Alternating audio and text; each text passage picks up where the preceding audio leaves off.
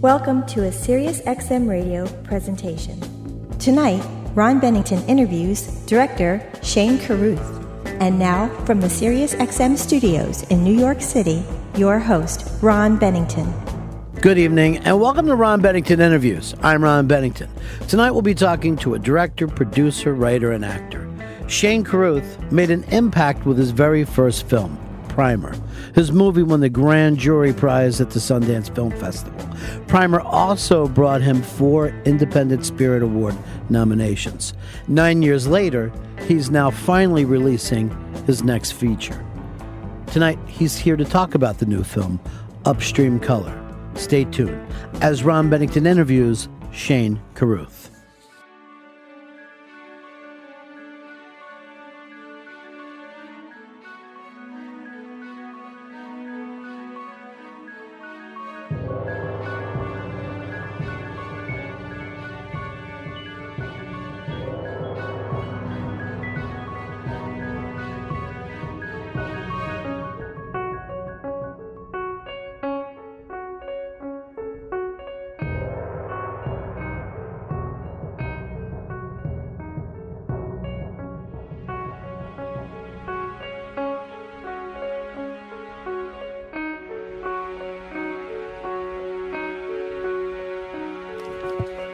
Well, this music alone has put me right back into the same head as after seeing Upstream Color, and I just wandered out through the city of New York trying to put it all together. Shane, good to see you, my friend. Thank you so much. You too. What a strange place seeing this film will put you into. I honestly believe like it was somewhat was speaking more to my subconscious than to actually even my conscious mind. Is that done for a reason with some of your films? Absolutely, yeah. Yeah. Well, I mean, especially this one. I mean, so much of the film is about personal narratives and how they come to be and how they define us and what happens if they were stripped away. I mean, it's an exploration of that. So the film itself starts off one way, sort of explaining the mechanics of the story in that world, but quickly gets into a much more subjective experience. And so everything about the film, from the cinematography to the music to the performances to, I mean, just a lot of other elements are there to hopefully deliver a sort of POV subjective experience. Not technically POV, but everything about it is from the characters, in the character's mindset for the most part. Now, you know, going into this that you're making movies different from the way we think of movies. You're purposefully doing that, so you know that you're going to create a certain amount of confusion in either critics or viewers, and that is one of the responses, I guess, that you're looking for. Well, it's certainly not something I'm looking for, but it's something that I do expect. I mean, I knew it would be somewhat divisive because I mean, look, I can spin this the way that I would like it to sound, but I do really think this is true, that the film has a different ambition than typical, and so that is necessarily going to be divisive.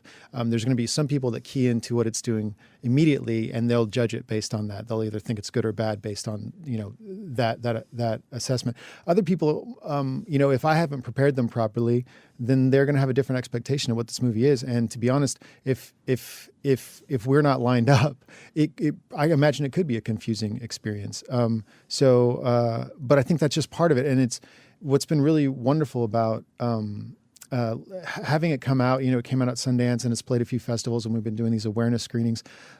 Is that I believe it's the beginning of a conversation where we're eventually going to get to the point where no one's going to randomly see this movie and not know what they're in for. Most people that seek it out or go to it are going to know that there's something else on its mind, and will be prepared for that.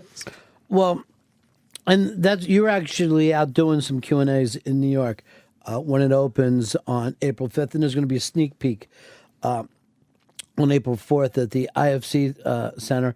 Also coming out on video on demand. I remember with Primer, a lot of people said that they really enjoyed it with the director's cut. But I do think, like, I had no problem not knowing what it was about before I went to see it. And I had no problem at all taking that ride along with it. But I think it's going to be up to what are most people like. Are they the type of people that if you go to someone else's religious ceremony and it's different than yours, you're thrown off? Or if you happen to take a drug, do you try to fight it or ride the snake and go the whole way? Yeah. I do think there's certain amounts of that if you surrender to that and let it come along, unlike a lot of narrative films that you see, there's a lot of other thoughts that'll come up in your own head. Yeah. You know? Yeah, no. Well, and the one thing I would say about that is this absolutely is a narrative. You know, I've spent a lot of time, and maybe we're spending a lot of time talking about the like the more esoteric qualities of it, but it really is a story. And nobody walks out of this thing not having known roughly what the story is. Like even the reviews that say that it might be a little bit too obscure, they still list out the plot beat by beat, and they get it. It's more what I think is the film is telegraphing that it's exploring something pretty heady. So when that's not all summed up at the end, I think there can be this feeling of I didn't, you know, I'm looking at the end credits and yet I don't know everything about this movie yet. And you know, that's part of what the film's aspiring to do, is to be something that hopefully is compelling enough that it's worth you know, thinking about and maybe revisiting to get to every little last nuance that's in it. Well, I guess what I'm talking about is that we keep saying that film is such a visual medium, and yet when anyone uses visuals, Exactly. Then everyone gets thrown off, and you realize that after so many years, still it's dialogue. Most of the films that we've seen are very dialogue driven. Yeah. No, that's the thing, is I think so. I mean, you know, film, I believe, has not reached its height of what it's capable of. I think for the most part, most of film has been a book that you can watch. And we've got a lot of elements to play with here with film. We've got music and sound and visuals and all sorts of other things. And I think we can take that further. And you couldn't say that a sculpture is a better version of a painting. So I don't think we can have films just being books. Films can aspire to something potentially different in some new direction. And that's what this is trying to do. At what point of your career did you decide that? Did you decide, I'm going to try to push the medium itself a little further on? Wow. I don't know. Because it wasn't conscious. It was just, I believe that you can only make something for the audience member that you are. Like I don't know how to make something. I don't know how to make a romantic comedy for 18-year-old women. I don't know how to do that. I don't know how to make a kids program. But I do know how to, I hope, make something that I would really key into if I was an audience member. And so this is where I'm going. You know, when I'm spending my time, you know, looking at French New Wave and really getting immersed in that and trying to get educated. Not trying to get educated. That's not even it's not trying to do anything. It's just happening because you want it. This is where that's led me. I want to, this is what I would want to see. I want to, yeah. Well, when we just sit around and talk about dialogue driven, the way we are with film, and it's so dialogue driven, you brought up a great thing. When you're watching a foreign film, you're not going to capture every single word of it. And it's at a certain point, your brain finds that's okay. And you just start picking up on a lot of feelings. You're catching words here and there, but most of the time, you're picking up the feeling of the film. And I think that's what you were talking about, letting visuals, letting sound, letting music go to that. And the point I was making is that will bring things out of each individual in the audience. So it isn't a matter of this made me laugh or this didn't. Sometimes it's almost like sense memory. Yeah. If you let yourself go with it. Yeah, absolutely. Especially with a film that has so much to do with sense memory. Right. Yeah, absolutely. I've started to think about it like an album that you put on. Like nobody puts on an album and listens to it once and then thinks they know everything they're ever going to know about whether they like this or not. Yeah. They put it on, you get a sense of it. And then if it was a positive experience, you put it on again. And before long, weeks later or whatever, you've so well internalized that music that you know every last crook and cranny about it that you liked. And so my hope is that narrative can potentially do something close to that. That if I don't waste a second of the audience's time and I try to stay as compelling as I can be moment by moment, that maybe I can pack it full of really dense material as far as exploration goes. Maybe there's a way to have a film that's not just one experienced, one time in a year. Yeah. And the difference, I think, with an album is you may or may not be ready for that album when it happens. I've been a Bowie fan for a long time. So when people go, what do you think of the new Bowie? I'm like, it's going to take me a long time because I'm still shaking the old Bowie away. I'm still almost disappointed that he's made some changes. And a lot of times I'll go back and go, where's my head? This album is great. Right. And it was such a disappointment to me when it came out. Yeah. But it really has to do more about me. Yeah. And you talk about, identity plays a very big part of this. And that got my head spinning on this because how do we know the people we like, the things we like? All that stuff is not a moment by moment decision. Yeah. It's this pile that we find ourselves sitting on. Yeah. In that moment. Yeah, exactly. Yeah, just that sheer the subjectivity of everybody's experience is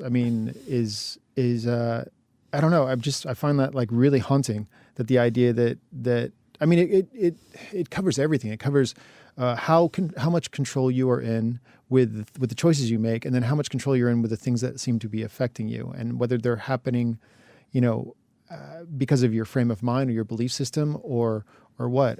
It really is trying to explore the whole gamut of personal narrative. And some of these people that more or less get a fresh start, because I don't want to give too much of it away, but they give a fresh start. How much are they like what they would have been before? Yeah, that's really interesting, because I think what I'm curious about is whether they were like anything, or whether what they were before really was substantial in any way, or whether it didn't matter. I'm really curious about whether behavior dictates identity or whether it's the other way around. And I'm not smart enough to know. I'm only smart enough or diligent enough to talk about the question in a really exploratory way. Yeah. Well, it's almost like when you talk to people who believe in that our souls come back here and, this is all learning process and this. But immediately I go to, but if I don't remember me, what good is it to me? It's exactly the same as if there was, an atheist view of it's over. Because without holding on to what? The memories I had during this life, that's all that's really, precious to me at this point. Yeah, no, absolutely. And that's why, the story has some romantic elements to it, mainly because when I reached what you just said in this sort of thought experiment when I was writing, and realized how devastating it is to have that stripped away and to not be defined well and have to make up your own definition based on wrong information, that just seems horrifying. And I think that's what led to it being attempting to be romantic, because I just think there's so much romantic promise when people are just broken to their core and there isn't anything left. Those kind of Bowery things that Bukowski would write about or Tom Waits would write about, where the purity of that kind of love, they've just got nothing else. Everything else has been broken away, and they hold on to this one thing. Well, again, to try to describe this, because in some ways it's a heist film, in some ways it's a love film. I would agree that there's horror aspects to this as well as science fiction. So when you're doing this and deciding to put it together and bring everybody into your vision, how much do you have to talk everyone else through this? What's that experience like? On this one, everybody was incredibly generous, and I was really surprised by what we were doing, that no one seemed to be asking me, why are we doing this? I more times than not, I'd be on camera and we're, shooting a pig or some of the other weird stuff that happens with pigs. And I'm just like looking around like, nobody's stopping me from this. We're just going to keep doing this. All right. I don't know. Luckily I think everybody got that, even though there are, if you were to describe this thing on paper, it would seem really strange. I think everybody involved understood that this is bigger than that. It's we're doing some more lofty or some loftier things than just the mechanics of a weird life cycle. Well, it's also, of course, about connection, whether we know those connections are there or not. And do you have some beliefs that that there are ways that we're connected that we still can't figure out through science or even religion at this point? I think it's the fact that I'm constantly questioning it that led to this. So right. I mean, I only know the same things that everybody else know, and I haven't formulated. I don't know. I feel like you have to have some plurality of thought. That there are so many mysterious things going on in the world that I couldn't use one belief system to explain all of them. And if we could, and if it worked, and if it was bulletproof, then everybody would believe the exact same thing. So no, I don't know. I don't have any solid feeling. I just know the question's interesting. And you love the question part I do, of it. yeah. And which in a lot of ways seems to be the exact opposite of religion or even philosophy, where people go, I need to immediately get to answers, and I'd like to have my answers fast, and then I'd like to go back to my life. Yeah. But if you can fall in love with the questions, if you can fall in love with the mysteries, it changes your life amazingly. Yeah, I think. Well, that's so interesting to hear you put that way, because that's that's exactly right. Or that's how I feel, anyways. Yeah. So, what do you think keeps us as a people from doing that? Because you'd have to think that ancient people were at least staring into the sky, a little more open about not knowing what they were looking at. I mean, I can guess. I'm certainly not smart enough to know, but my guess would be that one of the most basic things that we do is find patterns and solve them. If two events happen close to each other, we think they're somehow related, and we try to make them related. We try to find some pattern, and we come up with, sometimes it's superstition, sometimes it's a whole school of science that turns out to be wrong 200 years after it's invented. And I think that's part of our survival nature is how do I connect this? How do I get to a point where there is an answer? I mean, so maybe all I'm really saying is that it's innate. It's just we need to solve something, and then I guess get on to hunting and gathering. Yeah, as long as we can feel some sense of solving, then we can put it away and get back to other things. Well, it feels scary to not have it solved. It feels scary to be bombarded with information and not know how it's all related. Sure. And maybe the further educated we get, maybe it's becoming easier and easier to say, okay, well, maybe I don't know that, or we don't know that, but we will eventually. We're eventually going to figure that out. But I imagine in the past and now sometimes is that it's too frightening. It's too frightening to say that that's impossible to solve. Yeah. Yeah.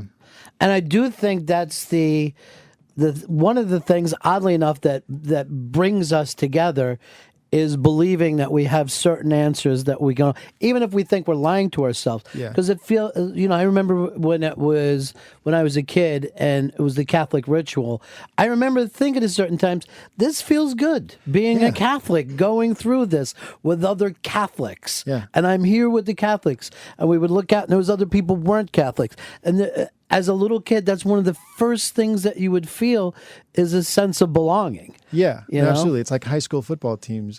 That's way I used to feel like. I used to wonder, like in high school, why are we doing this? Why do we hate this other team here? And you would. Yeah. You would hate them so bad sometimes that you would want to go over and destroy their property. Yeah. And it was just a sense of to belong to something. Yep. And I think we also go through that with film, whether we believe it or not. That a lot of times we want to laugh at the same moment that the other people laugh at, or yell at the same moment. And we repeat these patterns, I think, with a lot of our movies. Summer movies look like summer movies now. Yeah. And then the winter, more serious films look like the other winter, more serious films. Right. And then you come along and you've made a couple films that are tough for people to figure out, and it breaks the pattern. And depending on how people feel about it, they're either going to really like this or feel like, I don't know, I think Shane's making fun of us right now. I can see that. And that's the thing is I don't know. Yeah. Part of my job as a storyteller is to instill confidence in the viewer. Like somewhere in the film, I need to have raised a question and then answered it satisfactorily so that they can know that there's even a reason to meet challenges or meet questions that might arise. So, if I haven't done that, then that's a failing on my part. But I hope that I have in this film. I think that it works in that way. Well, I can tell you one of the things that I actually wanted to do when your film was over was seeing it again. To see it again, knowing the thing is, so before I go to any of your Q&As, and I certainly didn't want to get specific today because I really want the experience of playing along with that. Yeah. I think that is part of the fun of what you're doing. That's one of the things I say a lot in the Q&As is that the last person in the world that should be talking at that moment is me. Like the last thing that anybody should be doing 60 seconds after the credits roll is talking to an author about what they just saw. Right. Because all it's going to do is it's like someone telling you a joke, and instead of laughing, you say, "Okay, well, why was that funny?" Why was that funny? It doesn't really matter why it was funny if you didn't laugh. That just means the joke it didn't work. It's upstreamcolor.com to check out where this is playing. It's going to come out on video on demand, iTunes and Amazon.com Tuesday, May 7th. Now you can see it in New York City. At the IFC Center, which is always a great place to go and hang out. Sneak on the April 4th, and then opens April 5th, and you'll be doing some Q&A during the weekend. 9 years between these two films. Was the next one going to come to us a little sooner? Much sooner. I'm finishing the script now and hope to be shooting, by end of summer. Shane, pleasure to have you come in here. Thank you so much. Really enjoyed it, and make sure I see you the next time coming through. Absolutely. This exclusive presentation was recorded at the Sirius XM studios in New York City.